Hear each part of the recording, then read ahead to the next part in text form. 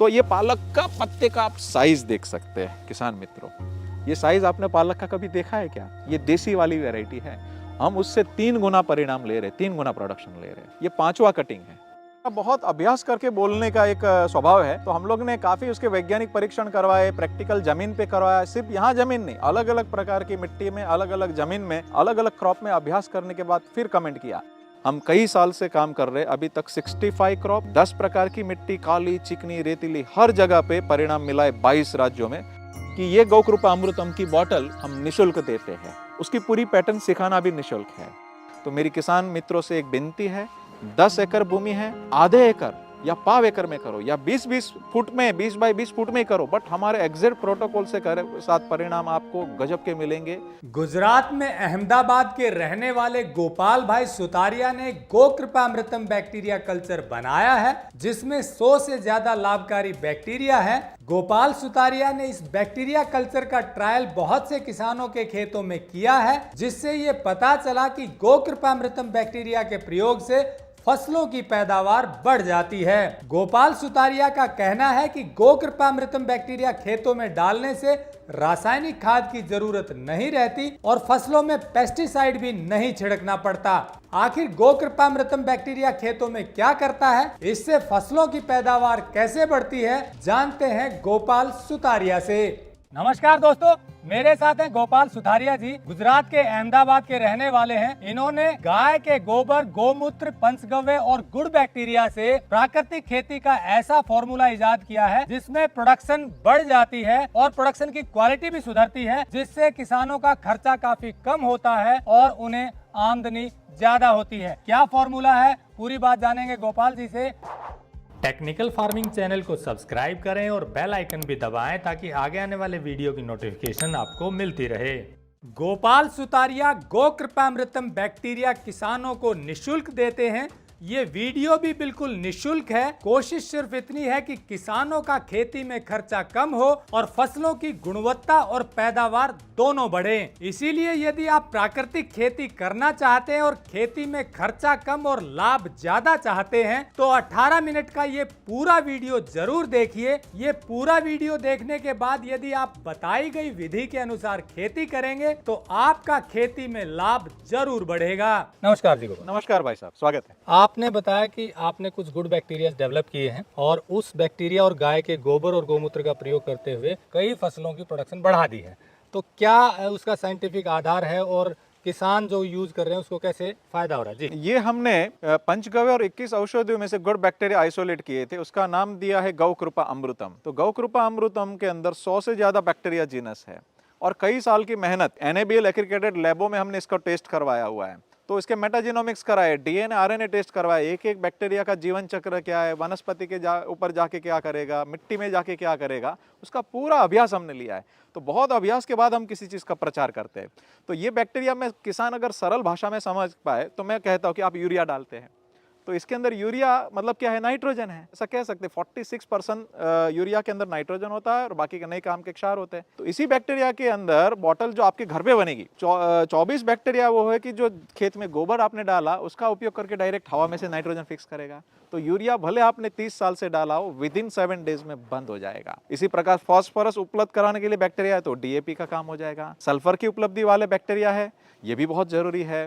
उसी प्रकार पोटाश उपलब्ध करने वाले बैक्टीरिया भी उसके अंदर है तो वो भी फल फ्रूट की वृद्धि के लिए जरूरी है। रोपे की, पौधे की इम्यूनिटी बढ़ाने वाले कॉम्बिनेशन भी है। फिर सबसे इंपॉर्टेंट कंपोस्ट करने वाले बैक्टीरिया, तो गोबर को अच्छे से अवेलेबल फॉर्म में करेगा। इसी बैक्टीरिया में 10 बैक्टीरिया वो है कि जिसका स्प्रे करेंगे हमारे प्रोटोकॉल से तो अपने शरीर में से ऐसे एंजाइम्स छोड़ेंगे कि नए काम के कीटक फंगस दूर भागेंगे। तो यही पेस्टिसाइड, यही यूरिया, यही आपका सभी चीज खेत के अंदर समाधान लेकर के हो सकता है। लेकिन देशी गाय का गोबर जरूरी है और जेन्युइनली हम कई साल से काम कर रहे हैं। अभी तक 65 क्रॉप, 10 प्रकार की मिट्टी, काली, चिकनी, रेतीली, हर जगह पे परिणाम मिला है 22 राज्यों में। तो डायरेक्ट इनडायरेक्ट 7 लाख किसान जुड़े हुए। तो मेरी किसान मित्रों से एक विनती है, 10 एकड़ भूमि है, आधे एकड़ या पाव एकड़ में करो, या 20-20 फुट में, 20 बाई 20 फुट में करो, बट हमारे एग्जैक्ट प्रोटोकॉल से करे साथ परिणाम आपको गजब के मिलेंगे। छोटा करो लेकिन सही तरीके से करो। आप देख सकते हैं ये पालक है, तो ये पालक हमारे गुरुकुल के बच्चों ने उगाई है जो 8 साल से 15 साल के। तो ये पालक का पत्ते का आप साइज देख सकते हैं किसान मित्रों। ये साइज आपने पालक का कभी देखा है क्या? और ये यूरिया, डीएपी, पेस्टिसाइड्स, ये हाइब्रिड कर रहे हैं, ये देसी वाली वैरायटी है। हम उससे 3 गुना परिणाम ले रहे, 3 गुना प्रोडक्शन ले रहे, ठीक है। इतना बड़ा होने के बावजूद भी फाइबरस नहीं है, ज्यूसी है। ये 5वां कटिंग है और ये पालक की बीज है। जनरली पालक की बीज की डंठल 1 से 1.5 फीट ऊंची होती है। ये देखिए, मैं 6'2" हूँ, ये उतना है, ये 7 फीट तक जाएगा। तो ये दुनिया में पहली बार बना हुआ है कि भाई ऑर्गेनिक के अंदर सबसे बड़ी समस्या है प्रोडक्शन। तो ये प्रोडक्शन भी मेंटेन रखेगा और क्वालिटी भी मेंटेन रखेगा। हल्दी के अंदर भी करक्यूमिन का रेशियो बढ़ा है, जो मेन एंटी कैंसरस का कंपाउंड होता है। सभी क्रॉप में हमने देखा है कि मिट्टी बदलती है, क्रॉप की पैटर्न बदलती है, उत्पादन अच्छे से रहता है। तो मैं यही कहूंगा कि ये गौकृपा अमृतम की बॉटल हम निःशुल्क देते हैं, उसकी पूरी पैटर्न सिखाना भी निःशुल्क है। तो मैं कुलदीप भाई के माध्यम से आप सभी को विनती करता हूं कि कभी भी किसी को भी चाहिए तो हमारा पूरा अभियान निःशुल्क है, एक भी पैसे का व्यवहार नहीं है। तो बिल्कुल आपके माध्यम से मैं सभी को विनती करता हूं कि इस प्रकार का गौकृपा अमृतम से खेती कैसे करना, यहाँ पे आकर के भी सीख सकते हैं, आपके वहाँ पे शिविर भी लगवा सकते हैं, लेकिन एक भी पैसे का व्यवहार होगा नहीं, पूरा फ्री चेन है। तो आइए, देश का खर्चा है यूरिया, डीएपी, पेस्टिसाइड्स मिलके 14 से 15 लाख करोड़ हर साल, वो सारा इस प्रोडक्ट से जीरो होता है। और हमारी सारी मिट्टी, यहाँ पर आप देखेंगे कि इस मिट्टी में बताया गया था कि कोई भी अच्छा चीज़ नहीं होगा, चूने और मड़िए वाली मिट्टी थी, इसी के अंदर ये पालक है। इसी के अंदर ये बड़े बड़े पेड़ है, जो ऐसा कह सकते हैं कि उग ही नहीं सकता था। ये जो बरगद का पेड़ है, पीपल का पेड़ है, कि वो 10 फीट से ऊंचा नहीं होगा था, इस प्रकार मिट्टी में बोला था, तो यहाँ पे हो चुका है। पैथोजन, शत्रु जीवाणु 1% से ज्यादा बढ़ते नहीं है, मित्र जीवाणु ही बढ़ते हैं। कलर बदलेगा, गुण नहीं बदलेगा। हरा होगा, लाल होगा, काला होगा तो खराब समझ के फेंकना नहीं मित्रों। सुगंध बदलेगी, गुण नहीं बदलेगा। कभी गंध भी आएगी तो कभी भी खराब होके समझ के फेंकना नहीं। कोई पेड़ के नीचे बनाइए, डायरेक्ट धूप नहीं लगनी चाहिए और अच्छे से करिए। चलिए पहले गोपाल जी से जानते हैं कि बनाने की विधि क्या है। ये बहुत सरल है भाई साहब, कि 1 लीटर की बोतल निःशुल्क मिली, उसको 200 लीटर पानी में डालना है जी। ड्रम साफ सफा होना चाहिए। उसके अंदर 2 किलो गुड़ का पानी बना के डालना है और 2 लीटर देशी गाय की छाछ और बटर मिल्क कह सकते हैं, लेकिन वो छाछ ताजी होनी चाहिए, 2-4 दिन पुरानी चलेगी, उससे फिर बहुत ज्यादा पुरानी नहीं। उसको 1 मिनट हिलाना है हफ्ते के लिए, फिर हिलाने की जरूरत नहीं है। कितने दिन में तैयार हो जाएगा? 7 दिन में तैयार। 7 दिन में एक बोतल से 200 लीटर तैयार हो जाएगा। बिल्कुल। और उसी को फिर आगे किसी को एक बोतल उसमें से देंगे तो वो 200 लीटर बना सकते हैं। सेम पैटर्न से उसका भी घर पे बन जाएगा। बैक्टीरिया उतने ही रहेंगे जी। और इसी तरह से हर स्टेट में आप ये निःशुल्क दे रहे हैं। तो इसकी R&D आपने पूरी की है कि ये बैक्टीरिया वास्तव में हानिकारक भी नहीं है और फसलों को बढ़ाता है और उसके रिजल्ट जो क्वालिटी है वो सुधरती है। बिल्कुल भाई साहब, हमने कई साल R&D किया है। बहुत अभ्यास करके बोलने का एक स्वभाव है, तो हम लोग ने काफी उसके वैज्ञानिक परीक्षण करवाए, प्रैक्टिकल जमीन पे करवाया। सिर्फ यहाँ जमीन नहीं, अलग अलग प्रकार की मिट्टी में, अलग अलग जमीन में, अलग अलग क्रॉप में अभ्यास करने के बाद फिर कमेंट किया। तो इसी बॉटल के अंदर एक और खुशी की बात है, इसके अंदर एरोबिक और अनएरोबिक दोनों बैक्टीरिया, उसके ऊपर छेद रख के रखना है आपको। तो बाहर बहुत बड़ी बातें होगी कि भाई एनारोबिक है, ये है, तो इसमें दोनों है और दोनों कंडीशन में वो सेटल होने वाले बैक्टीरिया, तो दोनों कंडीशन पे काम करेगा। तो ये बहुत सिंपली आपके खेत में कौन सी भी कंडीशन में जल्दी से एडजस्ट हो जाएंगे। एरोबिक कंडीशन वो होती है कि उसको हवा चाहिए, ऑक्सीजन चाहिए होती है। जिस बैक्टीरिया, अगर इसको बोतल बंद कर रखेंगे तो वो एरोबिक बैक्टीरिया शायद मर जाएं, इसीलिए इसमें ये छेद करके रखते हैं। एनारोबिक वो है जिसको हवा की जरूरत नहीं होती फिर भी जिंदा रहते हैं। तो एरोबिक कंडीशन के लिए छेद करते हैं तो दोनों जिंदा रहेंगे। तो इस तरह से बैक्टीरिया इसमें इंटैक्ट रहते हैं। गाय के गोबर और इस बैक्टीरिया से प्रोडक्शन अच्छी आ जाती है, इसका आधार क्या है? देखिए, गाय का गोबर तो बहुत ज़रूरी है। ये बैक्टीरिया से आपको जादू के जैसे 2 से 5 दिन में परिणाम दिखना शुरू हो जाएगा कोई भी क्रॉप में, लेकिन लंबा नहीं चलेगा। हमारा स्वभाव है शाश्वत बातें करना। तो देशी गाय का गोबर का जो कार्बन है वो बहुत जरूरी है। कार्बन बहुत सभी बातें होती है पूरी दुनिया में कि भी मिट्टी में कार्बन चाहिए, तो वो गाय के गोबर से जो मिलेगा ना वो अलग होगा। क्योंकि अगर इसका मैं पत्ते का कचरा बनाऊं और उसका कार्बन बनाऊं तो उसके कंपाउंड अलग होंगे, भैंस के गोबर के कंपाउंड अलग होंगे। तो देशी गाय के गोबर में 1200 कंपाउंड, 1200 कंपाउंड है और उसके मूत्र में 5100 कंपाउंड है। उसको ये बैक्टीरिया कंपोस्ट करते बाहर फिर हम खेत में डालने के लिए बोलते। तो कभी धूप में खाद मत डालना, 15 दिन बिजाई से पहले डालिए और स्लरी फॉर्म में डालेंगे तो और 20% उत्पादन मिलेगा। तो जो खाद में आपने खेत के अंदर गोबर डाला उसको जब बैक्टीरिया डालेंगे तो ये बैक्टीरिया रसोई घर का काम करके उसको अवेलेबल फॉर्म में करेंगे। तो ये कार्बन दुनिया का श्रेष्ठ कार्बन है जो 1200 कंपाउंड वाला है। इसीलिए देशी गाय का गोबर जरूरी है। शाश्वत की बातें क्या आई कि आज जमीन है, कल और अच्छी होनी चाहिए, कल और अच्छी होनी चाहिए, अगली पीढ़ी को और अच्छी मिलनी चाहिए। तो हमेशा कार्बन चाहिए चाहिए और चाहिए। और हमारे भाई साहब ऐसे प्रोटोकॉल है, एक गाय मिनिमम 1 एकड़, मतलब 10 टन गोबर जाना ही चाहिए 2 गाय का मिलके, और बैक्टीरिया डाला, अति सुंदर इंस्टेंट आपको केमिकल जितने परिणाम मिलते हैं। और एक प्रयोग हमने किया कि 6 गाय का गोबर हमने डलवाया 1 एकड़ में, तो 30 टन गोबर। तो आलू में आज तक इतने सक्सेस कोई नहीं है। तो 200 ग्राम वाले जो आलू थे 800 ग्राम हो गए। हल्दी में उत्पादन बढ़ गया, 30 से 40 टन गन्ना जहां आता था वहां 100 से 110 टन तक भी गया हुआ है। तो केमिकल से ज्यादा उत्पादन रखना और सिंपली गाय से करना, तो भविष्य में गाय माता हमारे देश को अलग लेवल पे लेकर के जा सकता है। हजारों साल उसी के ऊपर था। देखिए, आप साइंटिफिक तरीके से बात करते हैं और रिसर्च के आधार पर ही कोई बात करते हैं। साइंटिस्ट भी ये वीडियो देख रहे हैं, तो साइंटिफिकली 16 से 17 जो तत्व जरूरी हैं फसलों की न्यूट्रिएंट देने के लिए, तो गाय के गोबर, गोमूत्र और इस बैक्टीरिया से पूरे हो जाते हैं। देखिए, आपने बहुत अच्छा प्रश्न किया, वो बहुत जरूरी है ये बातें। क्योंकि देखो, मैं आज कहता हूँ कि हवा में से डायरेक्ट नाइट्रोजन मिल जाएगा, लेकिन फॉस्फोरस तो नहीं मिलेगा ना। तो काफी किसानों के प्रश्न होते हैं। तो मिट्टी के अंदर जो फॉस्फोरस है उसको लभ्य स्वरूप में करना जरूरी है। तो जो आपने 16 तत्व बताए, और मैं तो वहां तक कहता हूँ कि भाई 5100 कंपाउंड है गौमूत्र के, वो सब खा करके पौधा पकेगा, कैसा अच्छा परिणाम मिलेगा उसका। तो समझ लीजिए कि फॉस्फोरस मिट्टी में नीचे है, लेकिन उसको अवेलेबल फॉर्म में करना जरूरी है।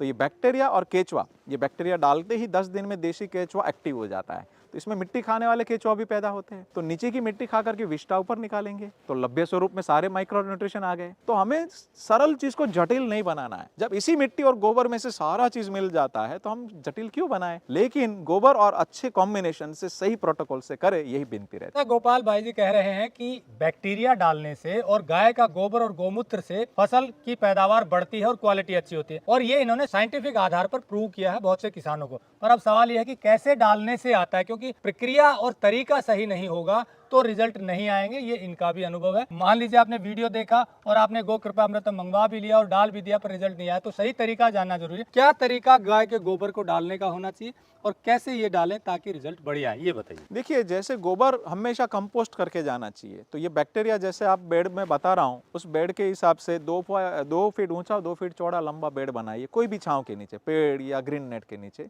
और बैक्टीरिया ऊपर छिड़क दीजिए 100 लीटर। तो 60 दिन में वर्मी कंपोस्ट से अच्छा खाद बन जाएगा। तो वर्मी कंपोस्ट में 1500 रुपये लेबर लगती है 1 टन पे, ये सिर्फ 30 रुपये में हो जाएगा। इसी खाद को और रिच बनाना है तो 1 टन के पीछे 1000 से 2000 लीटर बैक्टीरिया पिला दीजिए उस खाद को, गोबर को। तो वर्मी कंपोस्ट से 10-10 गुना जिंक बढ़ गया है काफ़ी। तो अलग अलग माइक्रो मैंगनीज से लेके सारे कंपाउंड्स बढ़ जाते हैं।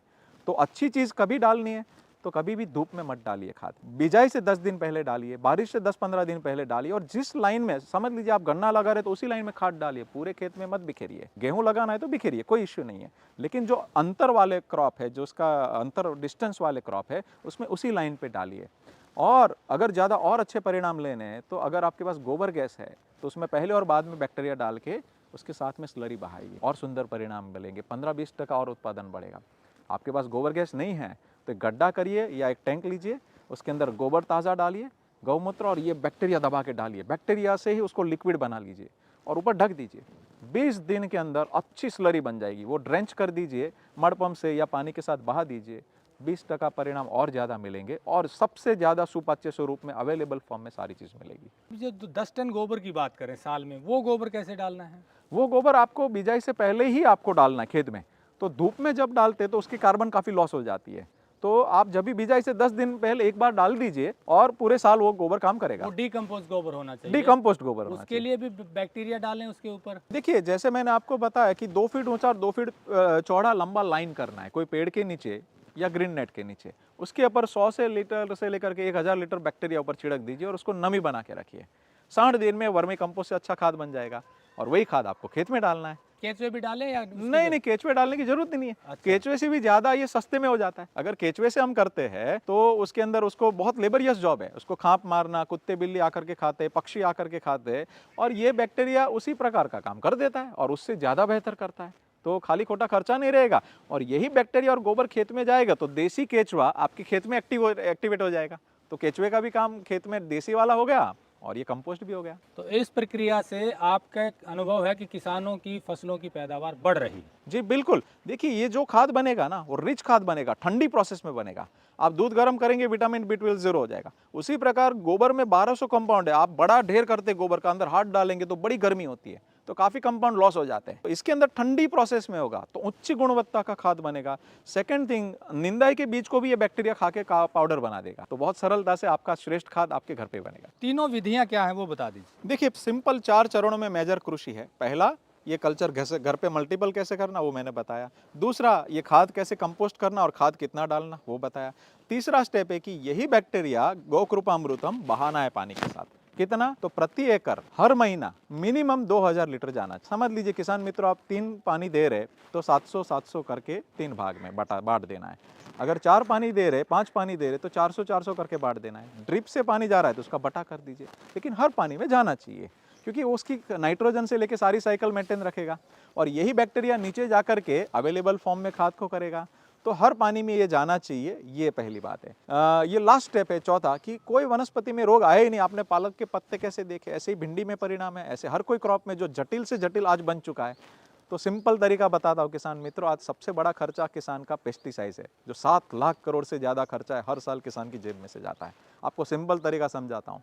आपको बरोबर पंप साफ कर देना है, केमिकल अंदर कोई रहना नहीं चाहिए। 15 लीटर का अगर पंप है, उसमें 3 लीटर देशी गाय का छाछ डालना है और 3 लीटर गौकृपामृतम बैक्टीरिया डालना है और 9 लीटर पानी। कोई भी क्रॉप हो, बिजाई से पहले उसको पट दे सकते हैं। 5 दिन का पौधा है, 15 दिन का है, महीने का है, 6 महीने का है, फ्लावरिंग स्टेज है, फ्रूटिंग स्टेज है, कोई भी स्टेज हो, हर हफ्ते ये कॉम्बिनेशन स्प्रे कर दो। इसके अंदर 10 से ज़्यादा बैक्टीरिया जीनस वो है जो अपने शरीर में से ऐसे एंजाइम और रस छोड़ते हैं कि नए काम के कीटक और फंगस दूर भाग जाएंगे। तो पेस्टिसाइड का बहुत सरल समाधान हो गया।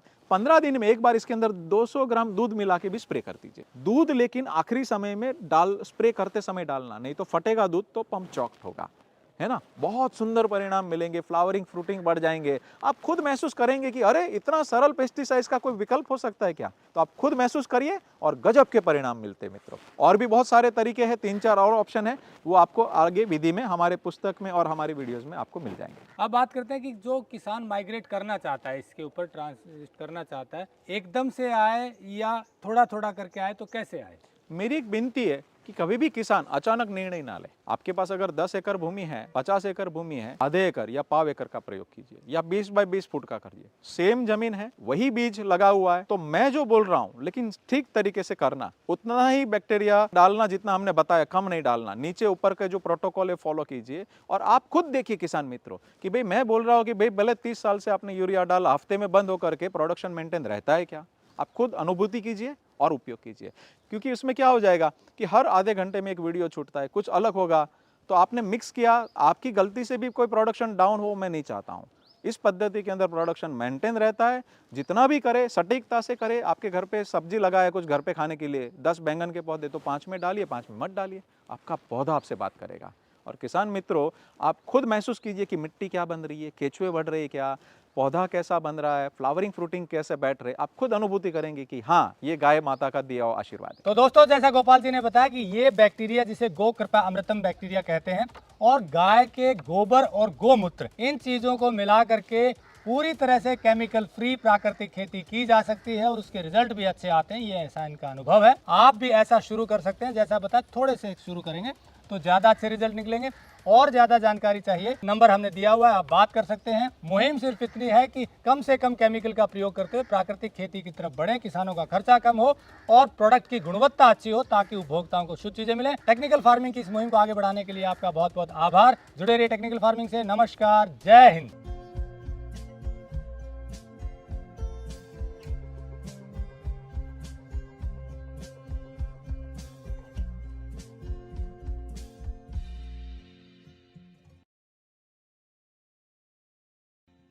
अगर आपको यह वीडियो पसंद आया है तो ज्यादा से ज्यादा लाइक और शेयर जरूर करें। साथ ही चैनल को सब्सक्राइब करना ना भूलें।